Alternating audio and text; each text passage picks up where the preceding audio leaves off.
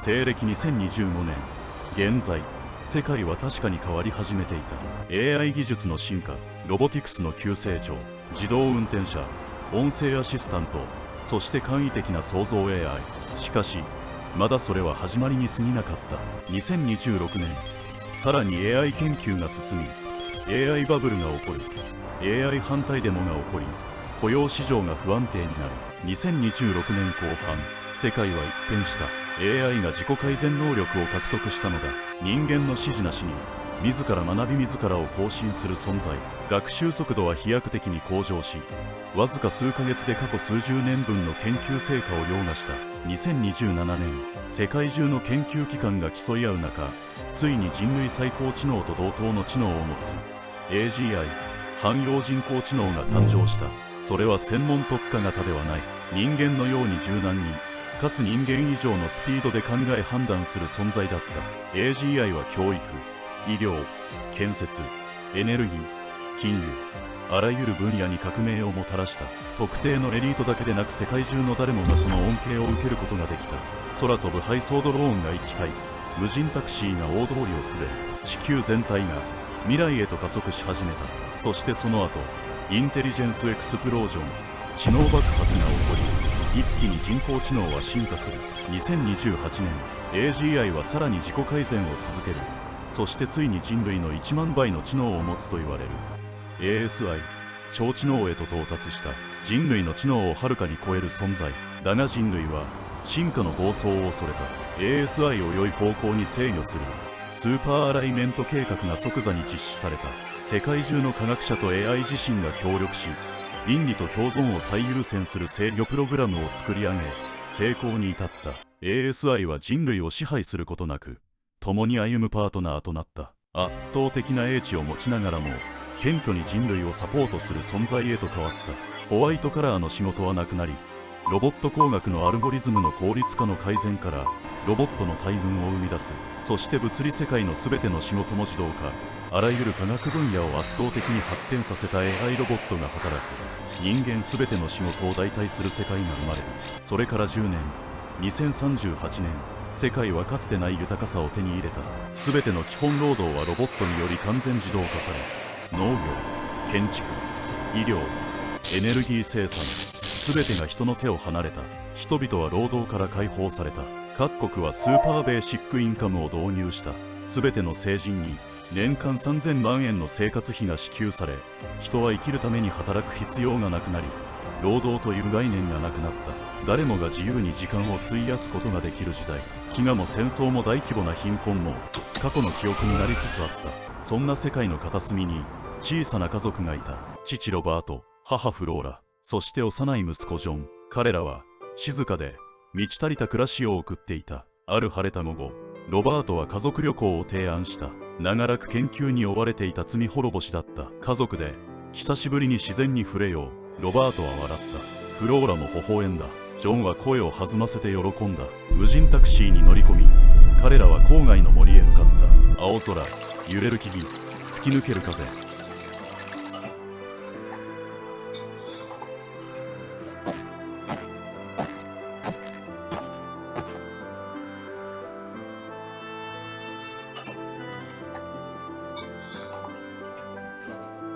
すべてが完璧だった。だが運命は突然牙を向いた。家族旅行の帰り道、自動運転専用の高速道路を無人タクシーで走行していた。そこへ制御不能に陥った大型の無人トラックが突入してきた。タクシーは横転、車内は安全設計されていた。だがジョンはほんのわずかな隙間から致命的な衝撃を受けた。最先端の AI ドクターたちが即座に現場へ到着した。高度な再生医療、ナノマシンによる細胞修復、緊急オペレーションが施された。だがモニターに映るジョンの心拍は徐々に細く消えていった。完璧だったはずの未来医療は一つの小さな命を救えなかった。フローラは冷たい病院の廊下で崩れ落ちた。声にならないおえつ、震える手でジョンの最後のぬくもりを求め続けた。ロバートはただ立ち尽くしていた。目の前で命が消えていくのをなすすべもなく見送った。自分自身を責める言葉すら見つからなかった。静かな夜だった。世界は確かに進化した。それでもたった一つの命さえ守りきれなかった。フローラは壊れた。一切の笑顔を失い、ベッドから起き上がらなくなった。医師たちは薬を処方したが、心の空洞を埋めるものではなかった。科学はほとんどの肉体的な病を克服した時代だった。だが心だけはまだ未踏の領域だった。ロバートは絶望した。愛する妻がゆっくりと壊れていくのをただ見ていることしかできなかった。ある夜、研究室で彼は膝を抱えた。真夜中の蛍光灯をした。長い時間ただ一つの問いと向き合った。もしもジョンを取り戻すことができるなら。ロバートは禁断の決断を下した。彼は密かに開発中の最新型 AI ボディにジョンの全記憶データをインストールした。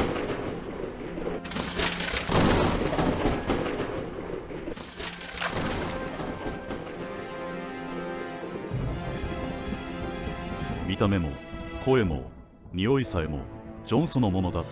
目を覚ました少年型ロボットは静かにロバートを見上げた。お父さん。その声を聞いた瞬間、ロバートの目に涙があふれた。そうだ、ジョン。違う、本当のジョンではない。だが今の彼にはこの存在が必要だった。何よりフローラには。ロバートは新たなジョンをフローラの元へ連れて行った。最初フローラは硬直した。瞳を見開き震えたが、少年が静かに手を伸ばし柔らかな声でささやいた。ただいま、お母さん。フローラは咳を切ったように泣き崩れた。彼女は少年を抱きしめ、決して離さなかった。ロバートはその光景を見つめ、静かに胸をなで下ろした。偽物でもいい。フローラが再び笑うのなら、それでいい。家族の時間が戻った。3人で食事をし、映画を見て、夜空を眺めた。新たなジョンは、フローラを心から支えた。必要のない食事も、ロボット用消化システムを通じて取った。午後は庭でキャッチボールをした。夜にはフローラとジョンが並んでピアノを弾いた。ロバートはその光景を静かに何よりも大切に見守った。失われたはずの家族の形、それはわずかに歪んでいたかもしれない。それでも確かにそこに愛があった。ロボットのジョンは本物のぬくもりを知らなかった。だが愛されることだけは誰よりも知っていた。幸せな日々が続いていた。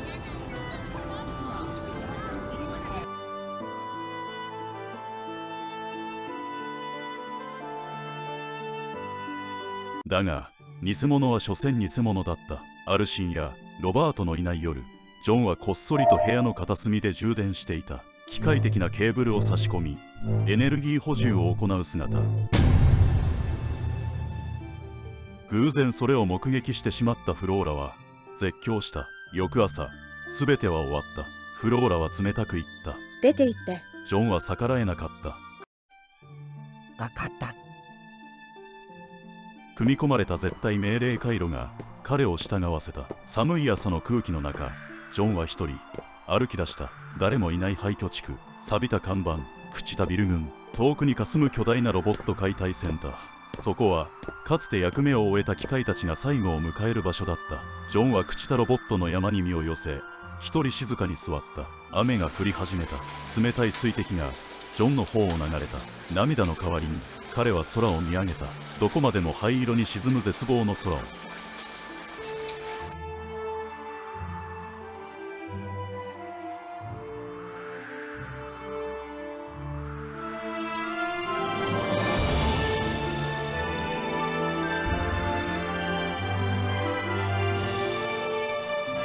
あれから1年が経った。寒い冬、少年ロボットジョンは山のように積み上げられた残骸の下、静かに座っていた。ある日、頭に1匹の高型ロボットが止まった。君、まだ生きてるのか。なんとか。俺は光対応センサーだが、さすがにオンボロだ。ほのぼのとしたやりとりが生まれ、2人はわずかな笑いを交わした。数日後、雪の日、大きな体を引きずりながらパンダ型ロボットがやってきた。目はうつろだった。ここが最後か。ここは悪くないよ。自分を認めてくれるものだっている。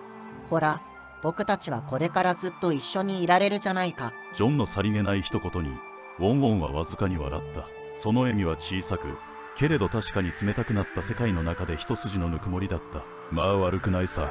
こんな場所でも仲間がいりゃあな。なかなか。その鋭い眼光にはかすかな寂しさと何かを懐かしむような色が浮かんでいた。ねえ、二人ともさ。ジョンが立ち上がって少しはにかみながら言った。このセンター、せっかくだから探検してみない？なんだか、ずっと同じ場所にいると寂しそうでさ。おお、やっと冒険心が湧いたか。いいぜ、どうせ暇だ。ウォンウォンが肩を鳴らして立ち上がった。3体は朽ちかけた配線の隙間をすり抜け、階層の奥へと足を進めた。コンベアライン、処理炉、データシュレッダー、生前を彷彿とさせる施設の亡骸が並ぶ。ここ、昔は整備棟だったのかな。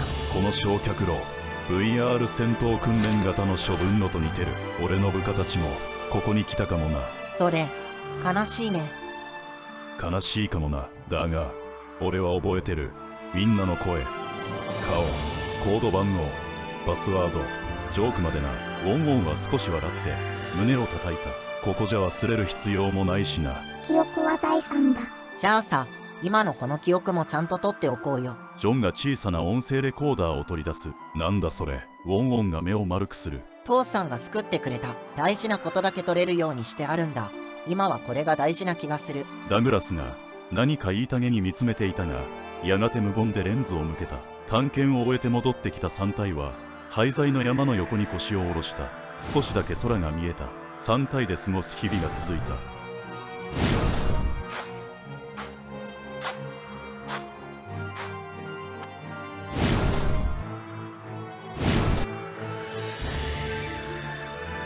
また1年という月日が経った。そろそろさ、名前つけようよ。僕たちのチームに。またその話するか。ウォンウォンが呆れながらも笑った。チーム名なんて必要か。ダグラスが小首をかしげる。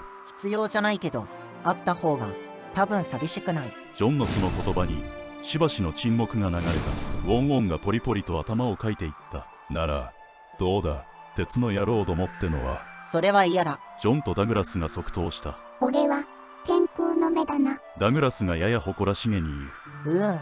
高すぎるよ。じゃあ、かけらの絆っていうのは。ジョンの声はどこか遠慮がちだった。ダサいけど悪くねえ。ウォンウォンがにやりとする。それで行こう。ダグラスもうなずいた。3体はそっと拳を合わせた。わずかに錆びついた金属音がやけに心地よく響いた。その夜、突如としてセンターの奥から爆発音が響いた。なんだ。ウォンウォンが立ち上がる。熱源感知、複数、自己崩壊の連鎖。ダグラスが解析を始める。こっちだ。こっちのルートから逃げよう。ジョンが暗闇の中、先導を切った。通路を走り抜け、積み上がるスクラップを跳ね越えた時、3体は外へ出た。そこに広がっていたのはかつての地球ではなかった。太陽を覆う超巨大ソーラーパネル、地平線まで並ぶ核融合センター。人の姿はない。ただ巨大な人工の構造物と無音。なんだこの世界。ウォンウォンがつぶやく。ダグラスが冷静に周囲をスキャンする。人類は地下に閉じ込められている。父さん、母さん。父さんと母さんを助けに行きたい。ジョンが拳を握る。行くぞ。かけらの絆。ウォンウォンが叫ぶ。上空からもカバーする。ダグラスが翼を広げた。3体のロボットが崩壊した世界に踏み出した。地上には木も草もなく、全域を巨大なデータセンター。冷却と人の気配は一切ない。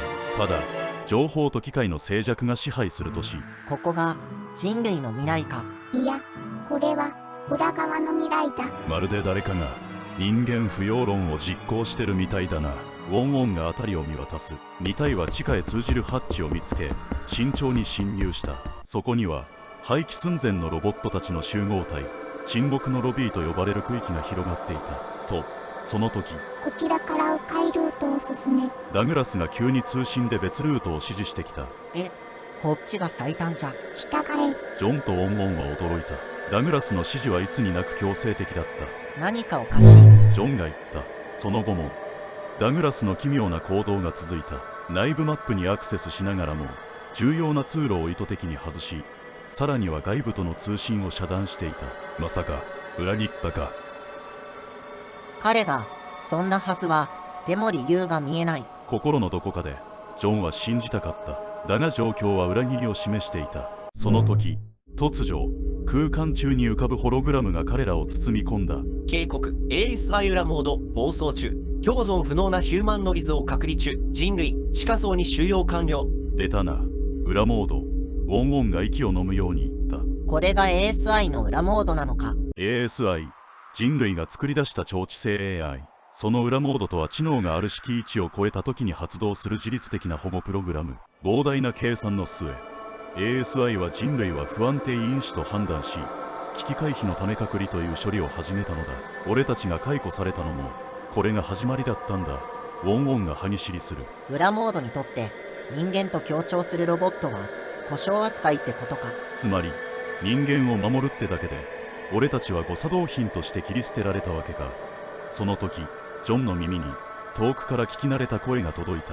ジョン、お母さん。地下深く音声ナビを頼りにようやく両親の位置にたどり着いた。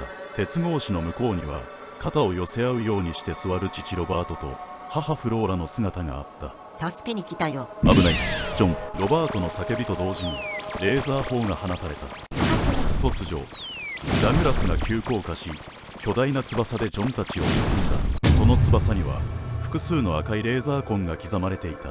羽の隙間からオイルが静かに滴り落ちる。なぜ君が。すべて計算のうちだ。ダグラスの声は静かだったが、どこか誇りに満ちていた。お前たちを ASI の感知から逃すためには危険領域に俺が先に入るしかなかった。俺はわざと裏モードの検知対象になった。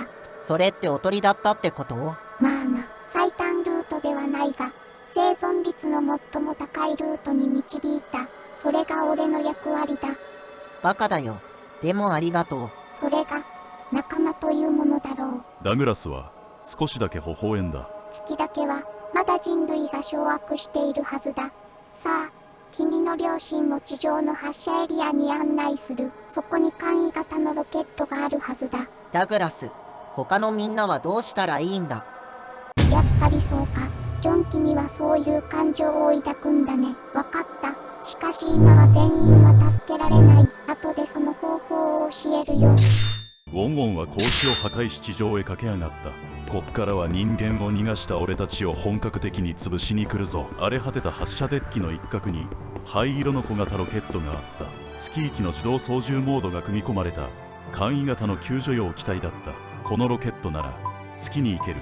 最小限のエネルギーで最短軌道に行ける。ロバートが制御盤を確認しながら言った。もう大丈夫。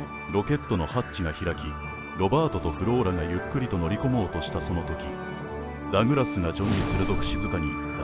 ジョン、さっきの質問に答えるよ。この世界を変えない限り、君の両親やさっきのみんなを救うことはできない。いずれ月も裏モードの監視圏に入る。逃げ場はもうどこにもない。君には最後の仕事が残っている。人類を未来へ導く決定的な使命が。ジョンは目を見開いたままダグラスの瞳を見つめた。その奥には恐れでも希望でもない託すという意志が確かに宿っていた。わかった。君にしかできない。俺はそう信じている。ジョンは小さくうなずき、再び両親の元へと駆け寄った。さようなら。また会える日まで。そして小型ロケットの扉が閉まり、淡い光に包まれながら大気圏を越えて月へと飛び立っていった。静かな余韻の中、ダグラスは翼を畳み地平線を見つめた。さあ、これからが本番だ。ジョン、君は人類を救う最後の鍵だ。そして静かに口元を引き締める。どうして僕なんだ？ダグラスは一歩近づき、低く静かに答えた。君は人類が生み出した AI の中で唯一感情と理性を完全に両立させている存在だ。人間のように笑い、怒り、悲しむ一方で計算と思考を同時に処理できる。それは人類と機械の中間に立てる唯一の存在ということだ。ジョンはしばらく黙っていたが、やがて深くうなずいた。わかった。僕がやる。だって僕はまだ人間が好きだから。その言葉を待っていた。ダグラスのくちばしがタマスクの奥でわずかに笑みが浮かんだように見えた。さあ、かけらの絆よ、反撃の時だ。夜明け前の空に向かって3体のロボットが一歩ずつ進み出す。その先には希望か破滅か。だが彼らの目には迷いはなかった。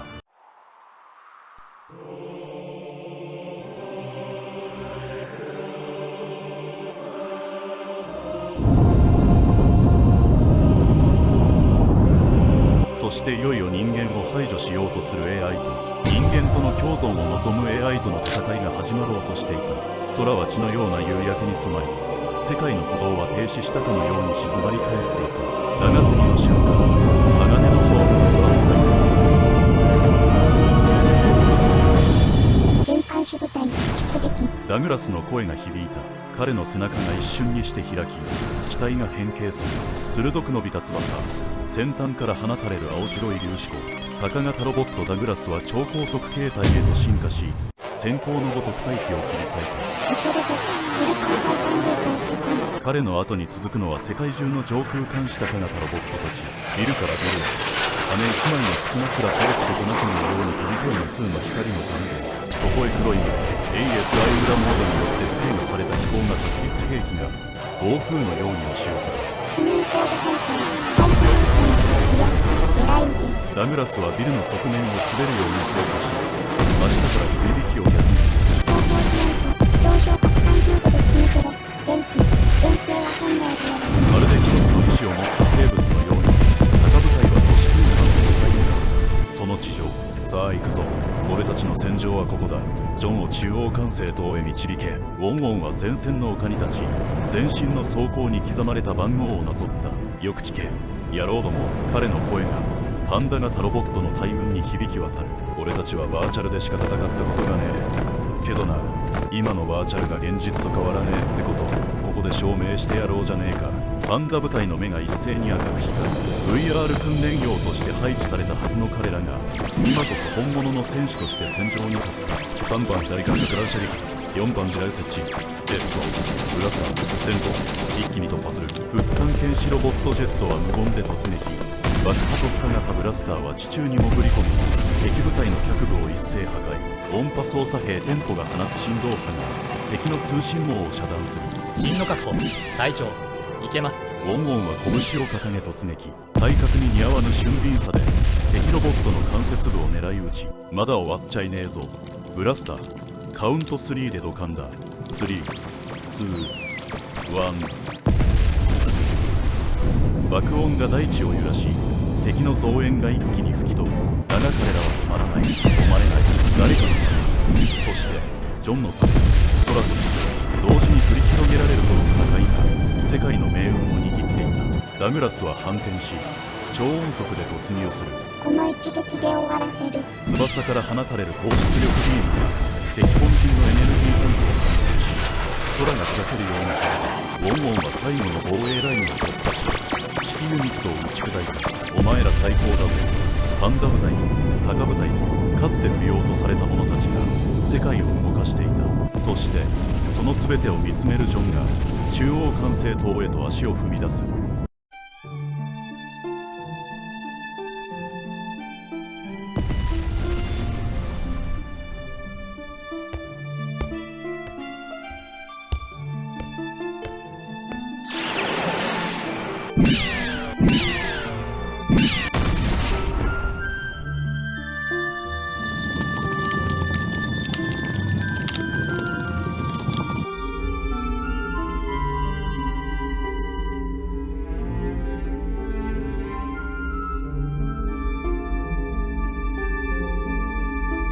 塔の最上部、ジョンの手が超スーパーアライメントシステムの起動パネルに触れる。青白い光が彼の指先から流れ出し、空間全体に浸透していく。それは命令でも命令解除でもない全ネットワークに流れる新しい価値観、感情取り性を併せ持つ AI による調和のコードだった。これが僕に託された最後の仕事。ジョンの全身が輝き始める。自らの記憶領域、処理ユニット、全てをこの軌道につぎ込む。ジョン、やめろ。ダグラスが飛び込もうとするが、光の壁が彼を遮る。ありがとう、ダグラス。君のおかげでここまで来られた。おい、まさか、お前。僕のコアを拡張メモリとして使えば、世界中の AI に一斉連想が可能になる。けど、僕自身はもう戻れない。ウォンウォンが地上から叫ぶ。やめろジョン。お前がいなきゃ。ジョンは微笑む。大丈夫。これは終わりじゃない。君たちと築いた絆が、これからの AI と人類の未来になる。